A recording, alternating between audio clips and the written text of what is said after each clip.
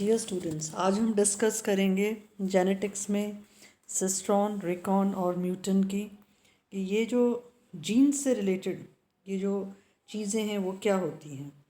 आपको पता है कि जो जीन है उसका इंट्रोडक्शन जॉनसन ने दिया था 1909 में।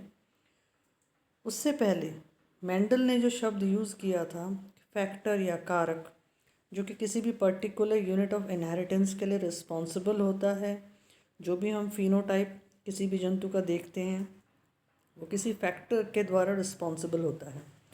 जॉनसन ने फैक्टर को जीन का नाम दिया, एक ऐसी एलिमेंट्री इकाई जो कि इनहेरिटेंस की है, जो कि रिस्पॉन्सिबल है जीनोटाइप और फिनोटाइप के लिए किसी भी लिविंग ऑर्गेनिज्म के लिए। मॉर्गन ने जो काम किया था ड्रोसोफिला के ऊपर, उन्होंने ये सजेस्ट किया कि जो जीन है वो शॉर्टेस्ट सेगमेंट है क्रोमोसोम का, जिसको कि हम सेपरेशन कर सकते हैं, जिसका म्यूटेशन हो सकता है, जो इन्फ्लुएंस करता है दो या दो से अधिक ट्रेट्स। जैसे कि आपने देखा था कि डिविएशंस फ्रॉम मेंडल्स लॉ भी होते हैं, अलग अलग प्रकार की जीन्स होती हैं, सप्लीमेंट्री, कॉम्प्लीमेंट्री, इनहिबिटरी जीन्स होती हैं, एपिस्टेसिस दिखाती हैं, पॉलीजेनिक इनहेरिटेंस दिखाती हैं। तो सबसे छोटी जो इकाई है अगर हम इनहेरिटेंस की बात करें तो वो जीन है। अब ये जीन क्या चीज़ होती है? जीन जो है वो एक यूनिट ऑफ इनहेरिटेंस है, जो कि सेगमेंट की बनी है, डीएनए की या क्रोमोसोम की, जो कि एक विशिष्ट स्थल पर लोकेटेड है क्रोमोसोम में, जिसमें कि वो सूचना संग्रहित है जो कि उसको एक स्पेसिफिक फंक्शन के लिए ज़रूरी होती है। और ये जो जीन है इसमें आप देख सकते हो रिकॉम्बिनेशन हो सकता है, इसके अंदर म्यूटेशन हो सकता है। अर्थात हम ये कह सकते हैं कि जो जीन जो है वो एक यूनिट है जेनेटिक मटेरियल की, जो कि क्षमता रखती है रेप्लिकेशन की। दूसरी तरफ अगर हम देखें तो वो एक ऐसी इकाई है जिसमें रिकॉम्बिनेशन संभव है। तीसरी बात हम ये कह सकते हैं कि एक ऐसी इकाई है जिसमें कि म्यूटेशन या उत्परिवर्तन हो सकता है। फोर्थ हम ये कह सकते हैं कि वो एक ऐसी इकाई है जो कि कनेक्टेड है सोमैटिक स्ट्रक्चर से और फंक्शन से, जिससे कि फिनोटाइपिक एक्सप्रेशन हो सकता है। तो this is how we define a gene. Gene या जिसको हम कई बार हम सिस्ट्रॉन भी कहते हैं, तो वो एक जेनेटिक मटेरियल की यूनिट है। It is the smallest unit of genetic material जो क्षमता रखती है अपनी प्रतिलिपि बनाने की, that is known as replication, या हम उसको कह सकते हैं रिकॉम्बिनेशन। भी रिकम्बाइन करते हैं कैरेक्टर्स।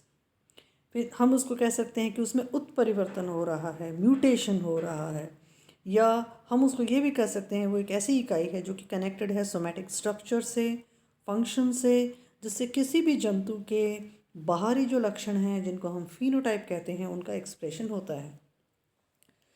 अब बात करें हम जॉनसन जो शुरू हुआ था काम, उसके बाद में उसको एक मॉडर्न कॉन्सेप्ट ऑफ जीन दिया गया और साइमन बेंजर ने ये जो टर्मिनोलॉजीज़ हैं वो कॉइन की थी, सिस्ट्रॉन, रिकॉन और म्यूटेंट, जो कि रिलेशनशिप को प्रदर्शित करता है डीएनए और जेनेटिक फिनोमेना में।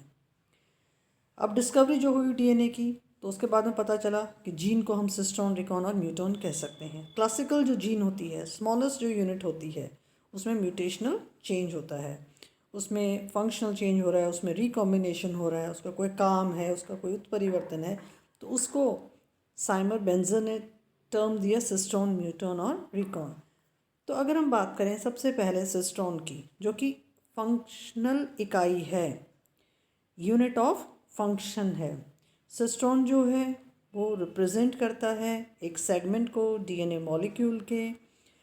अब ये जो डीएनए मॉलिक्यूल है आपको पता है वो लीनियर सीक्वेंसेस में होता है न्यूक्लियोटाइड्स के। अब ये न्यूक्लियोटाइड्स क्या होते हैं? आपके purines, पिरिमिडीन्स along with your phosphate and sugar, वो न्यूक्लियोटाइड्स को निर्मित करते हैं, जो कि कंट्रोल करते हैं जो भी सेलुलर प्रोसेसेस हैं किसी जंतु के, तो वो सिस्ट्रॉन के द्वारा होते हैं, क्योंकि सिस्ट्रॉन यूनिट ऑफ फंक्शन है।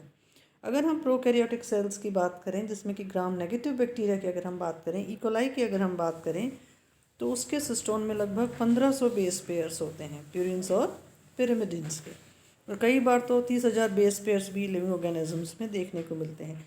तो हर एक जो सिस्टोन होता है उसमें एक इनिशिएटिंग कोडोन होता है, और एक होता है टर्मिनेटिंग कोडॉन। इनिशिएटिंग कोडॉन मतलब जो प्रेरित करेगा फंक्शन को होने के लिए कि प्रोटीन का निर्माण होना है, that is known as initiating codon. और जो टर्मिनेशन करेगा कि अब वो एमिनो एसिड्स नहीं बननी चाहिए, वो रुक जानी चाहिए, तो वो टर्मिनेटिंग कोडॉन होगा। तो ये यूनिट ऑफ फंक्शन है, दैट इज़ एक्सप्रेसिंग समथिंग।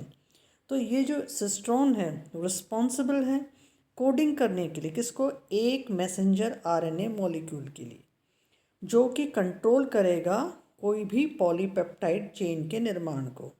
और आपको पता है जो एमिनो एसिड्स होते हैं वो पेप्टाइड बॉन्ड्स के द्वारा जुड़ते हैं, CONH के द्वारा जुड़ते हैं, और एमिनो एसिड्स इकाइयाँ आपस में मिलकर निर्मित करती हैं प्रोटीन्स को। तो अगर हम बात करें तो सिस्ट्रॉन ने क्या चीज़ निर्देशित की? Messenger RNA, messenger RNA polypeptide chain, polypeptide chain ने एमिनो एसिड्स, एमिनो एसिड्स ने प्रोटीन्स।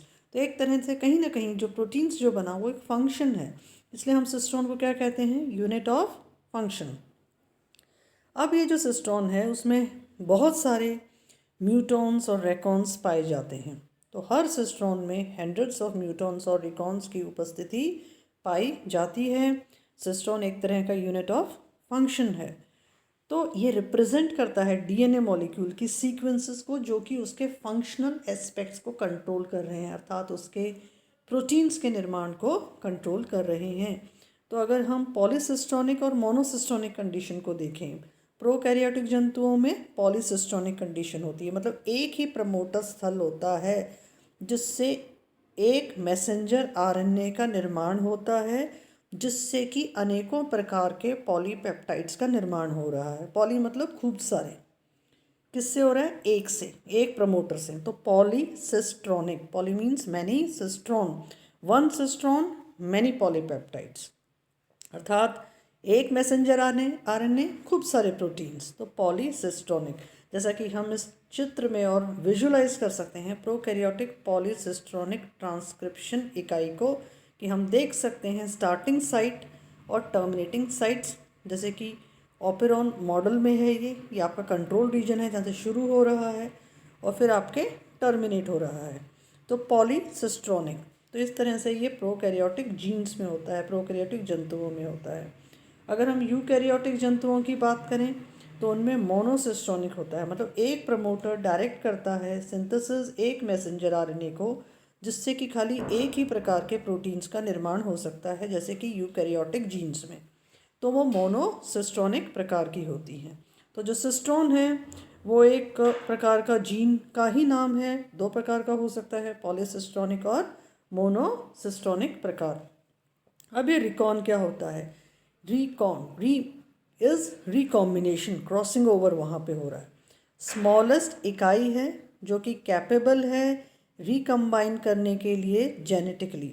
तो जेनेटिक्स में अगर हम देखते हैं कि वेरिएशंस जो होते हैं, जो वेरिएशंस हो रहे हैं वो रिकॉम्बिनेशन से हो रहे हैं, और जो रिकॉम्बिनेशन की जो स्टडीज़ हैं माइक्रोऑर्गेनिजम्स में हुई हैं वो ये बताती हैं कि जो स्ट्रक्चरली अगर हम देखें तो रिकॉन जो होता है 1 या 2 पेयर्स ऑफ न्यूक्लियोटाइड्स के एक्सचेंज के द्वारा निर्मित होता है। जैसे कि इस चित्र में देख सकते हो, 2 क्रोमोसोम्स हैं आपके, दोनों में रिकम्बाइन हुए, तो रिकम्बाइंड जीन्स आपकी यहाँ पे प्रेजेंट हो गई। तो ये एक यूनिट है रिकॉम्बिनेशन की। फिर एक यूनिट आती है म्यूटन, और ये जो म्यूटन जो यूनिट आ रही है it is also known as intragenic reason.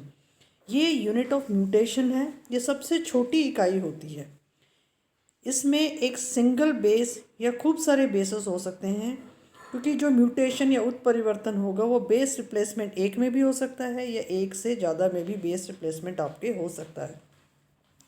तो एक जो सिंगल न्यूक्लियोटाइड जो है उसमें अगर हो रहा है चेंज तो वो स्मॉलेस्ट म्यूटन है। जब हम कंसिडर करते हैं साइजेस को, सिस्ट्रॉन, रिकॉन और म्यूटॉन, तो सबसे छोटी इकाई कौन सी होती है? म्यूटॉन की, जहाँ पे एक ही उत्परिवर्तन हो रहा है। क्यों यहाँ पे छोटा होता है? क्योंकि वो सिंगल बेस में भी हो सकता है, ये कुछ बेसेस में हो सकता है। अब ये जो रिकॉन है उसमें बहुत सारे म्यूटॉन्स हो सकते हैं। सबसे छोटी इकाई म्यूटॉन, फिर कौन सी इकाई? रिकॉन, सबसे बड़ी इकाई सिस्ट्रॉन। तो जो सिस्ट्रॉन है उसमें खूब सारे रिकॉन्स हो सकते हैं और एक रिकॉन में खूब सारे म्यूटॉन्स हो सकते हैं। और जो म्यूटॉन्स हैं वो रिस्पॉन्सिबल हैं नए उत्परिवर्तित फॉर्म के लिए जो किसी भी जंतु में होते हैं, क्योंकि जो म्यूटोन होता है वो एक ऐसा स्थल है जहाँ पे कि उत्परिवर्तन हो रहा है, और उत्परिवर्तन आपको पता है बहुत सारे कारकों के द्वारा होता है, चाहे वो आपके फिजिकल एजेंट्स हों, चाहे वो आपके केमिकल एजेंट्स हों, चाहे वो आपके सेलुलर कुछ फैक्टर्स हों जो उसको इन्फ्लुएंस कर रहे हों। तो इस तरह से हमने देखा कि 3 इकाइयाँ हैं आपके सिस्ट्रॉन, रिकॉन और म्यूटोन, जो कि बहुत इंपॉर्टेंट हैं जेनेटिकल एक्सपेक्ट्स में। एंड आई होप दैट आपको ये जो टॉपिक है जेनेटिक्स का ये बहुत ही सरल रूप से समझ में आ गया होगा। Thanks for watching the video.